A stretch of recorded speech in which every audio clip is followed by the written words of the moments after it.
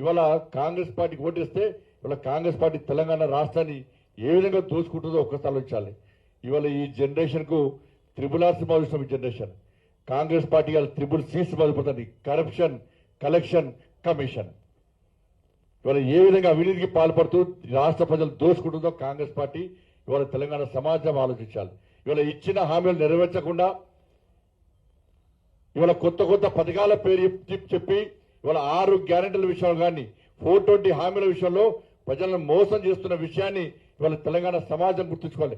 2500 రూపాయలు మహిళలు ఇచ్చే విషయంలో కానీ 4000 రూపాయలు మన తాత అమ్మమ్మలకు ఇచ్చే విషయంలో కానీ స్కూటీలు ఇచ్చే విషయంలో కానీ తులం బంగారం ఇచ్చే విషయంలో కానీ ఉద్యోగాలు ఇచ్చే విషయంలో కానీ డిఏల విషయంలో కానీ పంట కొనుగోళ్ల విషయంలో కానీ ఇవాళ నిరుద్యోగ వృద్ధి విషయంలో కానీ విద్యార్థి భరోసా విషయంలో కానీ ఇండ్ల విషయంలో కానీ ఉపాధి విషయంలో కానీ ఇవాళ అన్ని వర్గాల ప్రజలను వంచి మోసం చేస్తున్న పార్టీ ఇవాళ కాంగ్రెస్ పార్టీ అనే విషయాన్ని ఒకసారి మనం గుర్తుంచుకోవాల్సిన అవసరం ఉంది.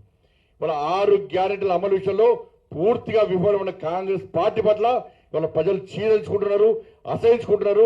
ఇలా కోపంతో రగిలిపోతున్న విషయాన్ని ఇవాళ భారతీయ జనతా పార్టీ కార్యకర్తలు గుర్తుంచుకొని గ్రామానికి తిరిగి ఇలా భారతీయ జనతా పార్టీ ఒక సందేశాన్ని నరేంద్ర మోడీ గారి యొక్క నాయకత్వాన్ని బలపరిచే విధంగా ముందుకు పోవాల్సిన అవసరం ఉంది.